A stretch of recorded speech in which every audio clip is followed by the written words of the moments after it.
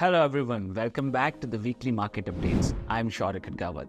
This week, Indian markets have taken a breather after 13 continuous sessions of upward rally. After touching all-time new highs, the Indian indices have consolidated in a narrow range, and in today's session, they have given a correction to the tune of 1 to 1.5%. Banking and financial sector have remained to be underperformer, and as such, Bank Nifty index has also underperformed all the other major indices. In encouraging news, India has become the top weight in MSCI Emerging Market Index and surpassed China for the first time. The important point here is to note that India has done it with a market capitalization of 5.4 trillion, which is 60% less than the China market capitalization. In addition to that, Morgan Stanley has commented that due to the top weight of India in MSCI Index, that Indian companies will going to attract more foreign portfolio investors in coming days.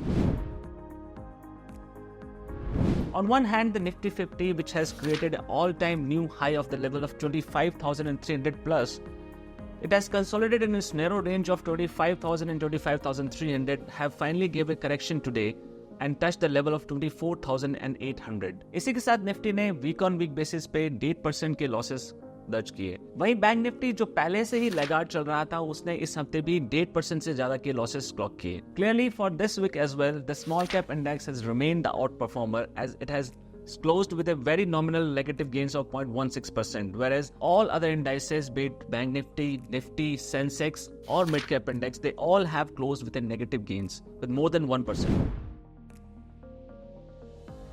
This week, the sectors which have managed to close in a green territory are consumer durables, consumer goods and financial services. All these three sectors have closed with a nominal gains of close to 1%. The sector which has performed the worst throughout the week are the PSU banks. They have shed more than 4% of negative returns for the week.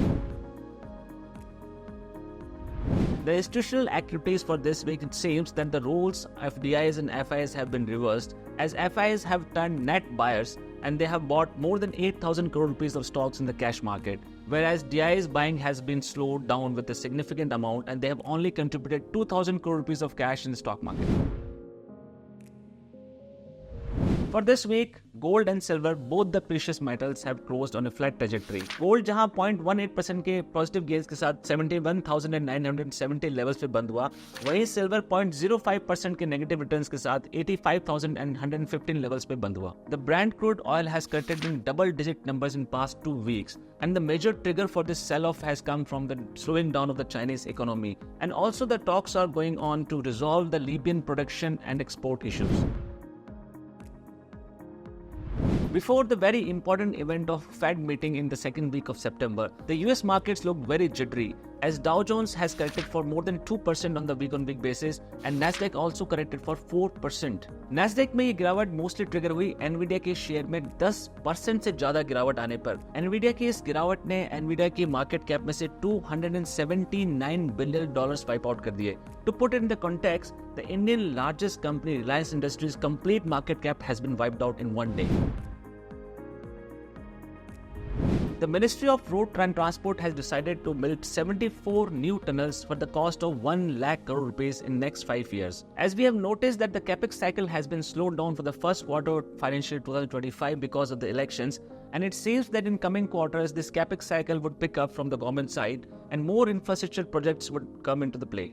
And further, the central government has approved a semiconductor plant at Gujarat Sanat for 3,300 crore rupees. वहीं India के GST collection year on year basis पे 10% तक बढ़कर आए हैं। सेबी की इस study के अनुसार 54% of IPO allotted shares are sold within a week and 70% within a year. In a recent announcement from the Ministry of Finance, the three companies NHPC, SJVN and RailTel have been granted the status of Navratna. The Indian government has decided to sell its stake of 6.78% in the GIC, the general insurance company, for the value of around 4,700 crore rupees.